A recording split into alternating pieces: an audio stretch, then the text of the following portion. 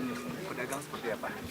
Ya, dalam setiap kunjungan kita wajib untuk ini ya, mengunjungi pasar, terutama di pagi hari, untuk mengecek tingkat inflasinya. Saya lihat tadi masih cukup terkendali inflasinya, dan kita juga harus melihat harga-harga terutama ini bawang merah, cabai. Saya lihat tadi cukup terkendali.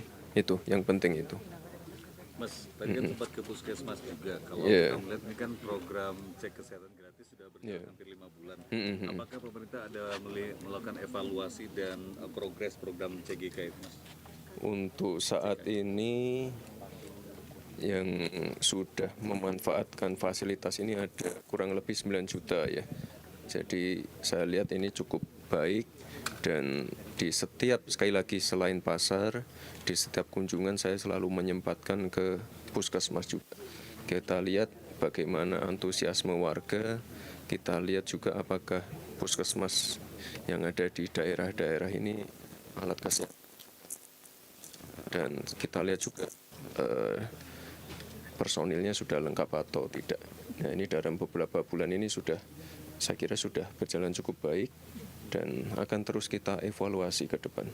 Dan ini salah satu program prioritas dari Pak Presiden Bowo, penting sekali untuk deteksi dini. Jadi tidak menunggu sakit, tapi deteksi dini, penting sekali. Dan ini ke depan akan meningkatkan angka harapan hidup. Oke, Mas Gibran, Langkah konkret pemerintah pusat untuk mendukung petani kopi yang ada di Jawa Timur? Sama. Hari ini kita di Bondowoso panen kopi, kemarin tebu di Banyuwangi. Jadi ini kita memang intens sekali untuk mengawal program-program dari Pak Presiden. Khusus untuk kopi ini, ya karena kopi Indonesia ini sudah mendunia, kita ini produsen kopi nomor 4 dunia, kita pastikan kualitasnya terjaga dan kuantitinya mencukupi kebutuhan dunia. Jadi dari tahun ke tahun permintaannya terus meningkat. Jadi ini sekarang PR-nya ya hampir sama seperti tebu, beras, dan lain-lainnya. Pengadaan alat-alat modern, pupuk yang mudah terjangkau, bibit, ini akan kita kawal terus. Karena sekali lagi, kopi kita ini sudah mendunia, harus kita jaga kualitasnya, branding, tadi sudah sempat dibahas Pak Bupati.